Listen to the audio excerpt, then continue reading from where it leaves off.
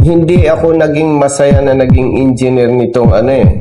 Kasi nung mga previous administration, no, hindi ko nababanggitin, parang mas gusto pa nila nakawin yung pera eh. Nakawin yung pera eh. Nakawin yung pera eh. Pero yung nasa paligid mo, parang mga magnanakaw. Ang hirap. By the way, in fairness dito sa administration ha, itong latest ha, hindi na kasing corrupt dati noon. Dati corrupt talaga. Hindi na kasing corrupt dati noon. Dati corrupt talaga. Ngayon, yung budget ng facilities, ng buildings, construction, na-utilize na properly. Unlike before. No, paglilinaw yan, no. Nape-pressure na ako kasi sobra eh. Parang nagagamit ka na eh.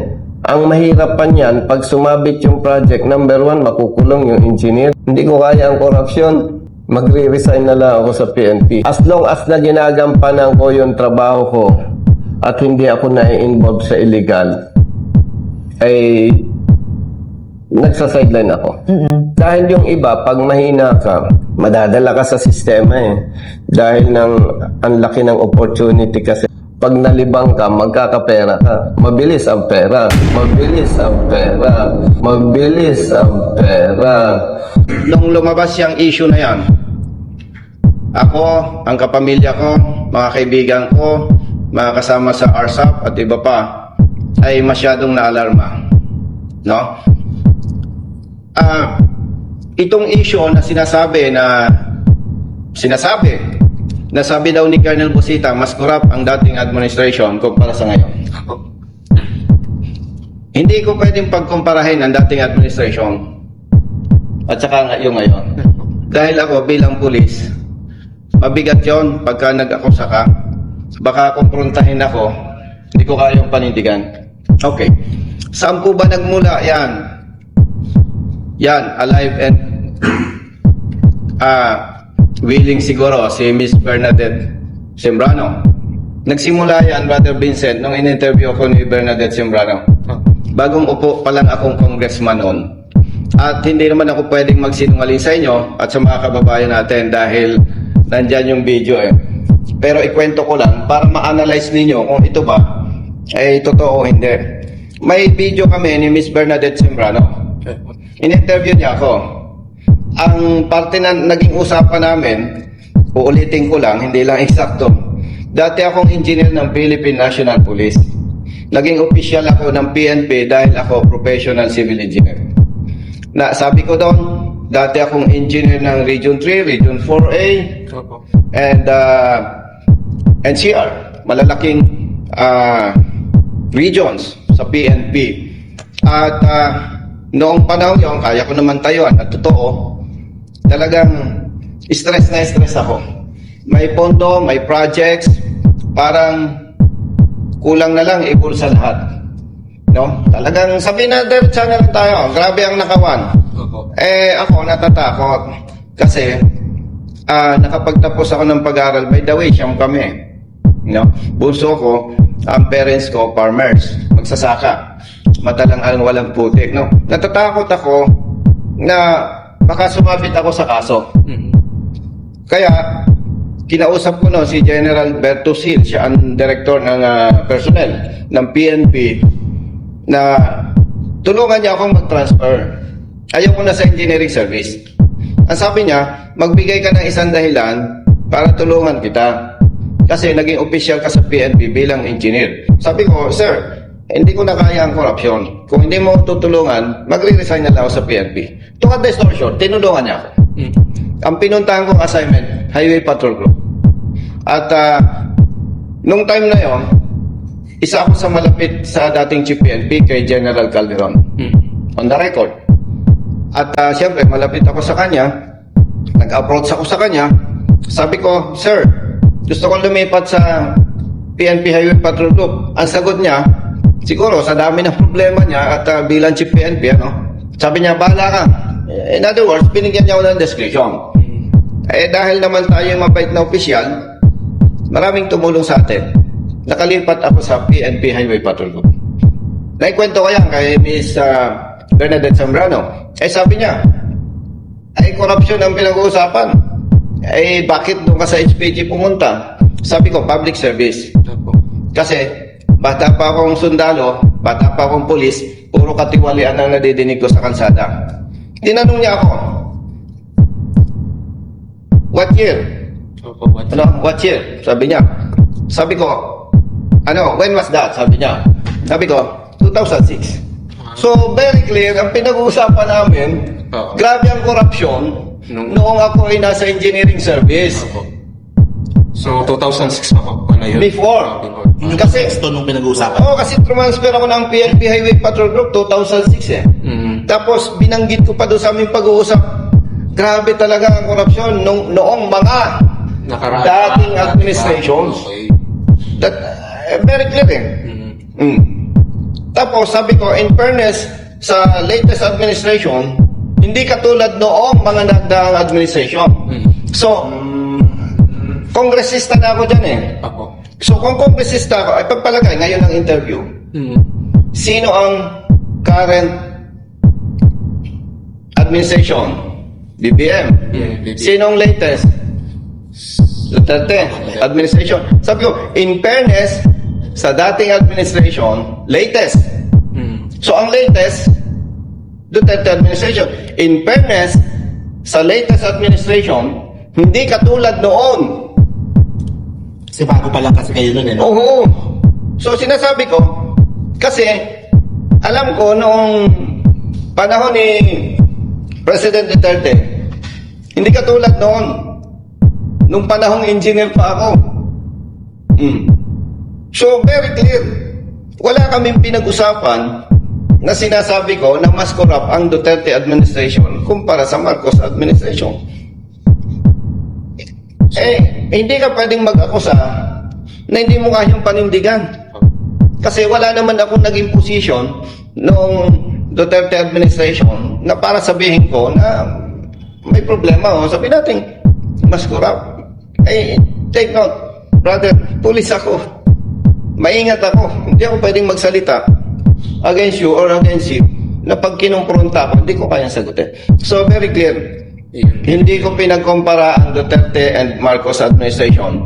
At ako'y nalulungkot sapagkat dahil sa issue na yan, ang daming bati ko sa akin.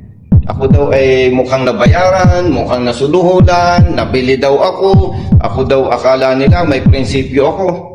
So, para banggitin ko sa inyo, wala akong sinabi o pinagkumpara ang Duterte administration versus Marcos administration. Ayun, maliwanag na. At least maliwanag na ngayon sa viewers at sa mga DDS na nanonood lalo kay Congressman Busita. So, ayun po. Pero tanongin ko kayo, Kong, anong opinion nyo, anong pakiramdam nyo dun sa nagiging awayan ngayon ng Duterte at Marcos? Kasi doon naman nagagaling yung mga ano eh. Yes. Ano nangyayari? Anong ano nyo? Personal Ako, nyo? personal ko, nalulungkot ako kasi may mga... Ako kasi, kaya ako nakapagsalita ng ganito, naranasan ko eh. No? Nalulungkot ako kasi may mga kababayan tayo na madaling lokohin. Yung para bang pag magpabricate ako ng issue against dito, ang mindset na parang totoo na agad. Ayaw magsuri. Dapat sana magsuri. Kasi katulad nito, hindi naman ako nandito para... Sabi nga nung nag-post ako, no? At naglabas ako ng video, yung usapan namin ni Miss Bernadette Sembrano. Alam mo ba sabi nung iba? Kumambyo daw ako. Wala akong kinambyo doon. No, wala akong kinambyo doon. Sinasabi ko lang yung totoo.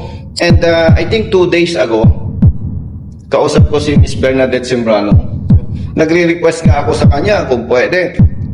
Samahan niya ako eh. Para i-affirm niya sa taong bayan na wala kaming pinag-usapan ganun. Siyempre, in fairness naman kay Miss Bernadette Sembrano, nasa ilalim siya ng anong tawag dito, yung anong station yun? ABS-CBN. Hindi naman siya pwedeng basta mag-okay sa akin kasi may isyong politika ngayon eh. Kaya naintindihan ko naman siya.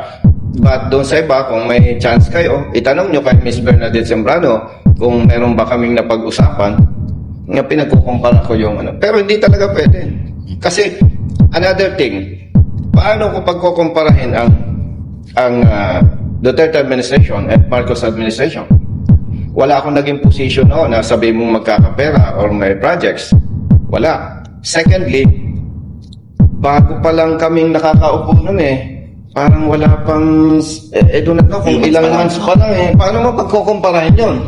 Siguro, wala, baseless Tsaka pati pa sila nun. Isa. Oo. Magkakampi pa sila. Yung video kasi cut kasi. Oo, Cut, kinat. pinalabas. Yes. Kaya, Alam mo, nakakalungkot sa iba nating mga kababayan. Alam mo, sana yung iba magbago na, no? Pati pamilya ko, mga kaibigan ko, merong RSOC member naghubad ng RSOC best Napaniwala siya. Ang ginawa kasi, partner, kinat yung video. Alam mo, kung totoo yung panalangin at nakakamatay, baka tinamaan na ng kulog yung gumawa nun. Kaya lang, nandyan na by the way, paglilinaw sa inyo, hindi kaya ako nag-explain, dahil sensitive ako. Nag-explain ako, base sa totoo, kaya nga, sabi ko kay partner, ayaw kong mag-text sa'yo. Patungkol dyan, gusto ko face-to-face tayo. Kasi ang taong bayan, matalino yan Makikita niyan, partner, kung nagsisinungaling ka o binubola mo ba yung karap mo. Nandyan yung video, nandyan pa rin. At nandyan si Miss Bernadette Sembrano. Anytime kung marapati niya, pwede nyo itanong kung napag-usapan. But definitely, walang comparison. By the way, salamat sa comment mo, partner, na nung panahong yung pala na ako in-interview, maganda pa ang relasyon nila. Kaya hindi pwedeng meron akong pinapanigan doon. May tanong po ako. Sa tingin nyo, bakit po kaya etong lumang video na to, ngayon po pinalalabas? Ano po kaya tingin nyo ang motibo nung mga nagpapalabas nito? Sasagutin kita, hindi base sa opinion ko. Base sa opinion ng iba. Na ginigiba daw ako. Kasi pag titingnan mo ang survey, hindi man ako, kumbaga sa estudyante, hindi man ako kulelat. Pero kumbaga sa estudyante ay medyo umaangat. Kaya sabi nila, may usapang politika ito. At ito, lumabas ito sa supporters ni Senator De La Rosa. Oo. Page, no? Sa isang page. At saka doon sa... Pero in fairness kay Congressman Paulo, kasi ang nakita kong page, Paulo Duterte supporters pwedeng hindi na pag-aralan ng supporter niya nag-post. Kasi bakit? Kung supporter ka ni Kung Paulo Duterte at nasuri mo na hindi ko sinabi mo hindi mo ipopost yun kasi ang tatamaan nun Duterte administration di ba? Kaya ako naniniwala doon sa supporters ni Congressman Paulo, baka nadala lang kasi kung napag-aralan niya yon at nakita niya yung totoo, I do not think na ipopost niya yun kasi ang tatamaan nun Duterte administration ikaw ba susunugin mo yung bahay mo? Kaya ang tingin ko doon, hindi lang nabantayan ng admin ng Duterte supporters, but aside from that, nakita ko to doon sa supporters ni Senator De La Rosa. At hopefully hindi niya alam to, pero kung alam niya ay maganda na malinawan niya. At ako naman, willing akong humarap sa supporters ni Congressman Paulo Duterte and Senator De La Rosa supporters para magkalinawan. Ganito, ayaw ko nga sumasagot yung text or tawag. Baka mamaya maputol na naman yung conversation, madisgrasya na naman ako.